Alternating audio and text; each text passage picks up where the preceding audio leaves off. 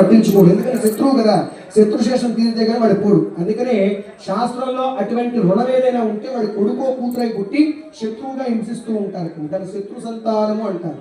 రెండు, మనం ఎవరి దగ్గర నుంచి అప్పు తీసుకున్నాం అనుకోండి, ఆ అప్పు తీర్చకుండానే వాడు వెళ్ళిపోతే మళ్ళీ వాడు కొడుకో కూతురై ఇంట్లో పుడతారు.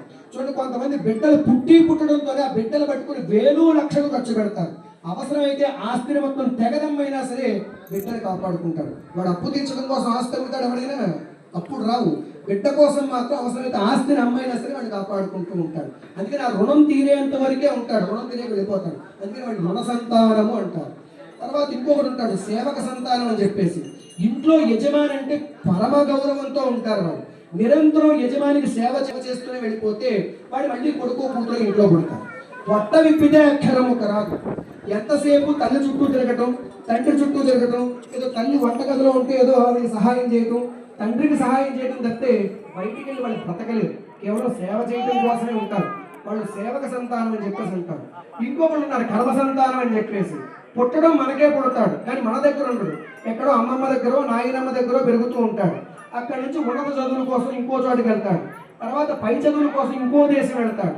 పెళ్లి చేసుకుని ఇంకో దేశంలో కాపురం పెడతాడు. ఆఖరికి చచ్చిపోయిన తర్వాత 4 రోజులు ఐస్పెట్లో పెట్టి చివరిలో వచ్చి కొడుకు పెడతాడు. అందుకని కర్మ చేయడం కోసమే పుడతాడు కాబట్టి వాడిని కర్మ సంతానం అంటారు. ఏమో మనం ఎవరికి గత జన్మలో ఏ రుణం పడిపోయేమో తెలియదు, కానీ నిజ సంతానం అనేటువంటిది ఒకటి ఉంది. అంటే ధర్మబద్ధంగా జీవనం చేస్తూ వంశాన్ని వృద్ధిలోకి తీసుకెళ్లడం కోసం అని చెప్పేసి నిరంతరం కూడా తల్లిదండ్రులను సేవించుకుంటూ వంశాభివృద్ధి కోసమై పాటుపడేటువంటి వాడు నిజ సంతానంగా చెప్తారు. ఎవరైనా సంతానం కోరుకునేది ఏమిటి అంటే అపుత్రస్య గతిర్నాస్తి శాస్త్రవాక్యం. పుత్ర అంటే అర్థం ఏమిటి అంటే కొడుకు అని కాదు, సంతానము అని అర్థం. ఎప్పుడైనా సరే చిట్ట చివర ఈ శరీరం విడిచిపెట్టేటువంటి రోజు ఒక రోజు ఉంటుంది. ఆ రోజున ప్రాణం ఈ శరీరాన్ని విడిచిపెట్టాలి అంటే అంత తేలిగ్గా పోదు. మనం 10 ఏళ్ళు ఒక ఇంట్లో బాడుకుండి ఆ ఇల్లు విడిచిపెట్టాలంటేనే మనకు కుదరదు, ఈ బాధగా ఉంటుంది.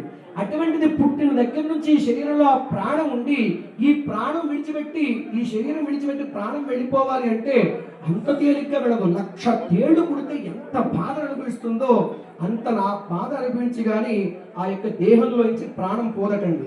అలా అనాయాసంగా ప్రాణం వెళ్ళిపోవాలి అంటే ఉన్న మార్గం ఏమిటో తెలుసండి. ఒక్క నిమిషం.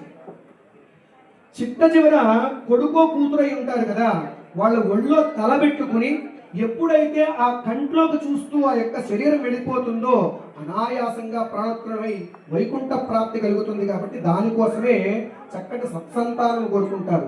ఇటువంటి యజ్ఞయాగాది క్రతువుల యందు ఎవరైతే ఆ పాయసాన్ని స్వీకరిస్తారు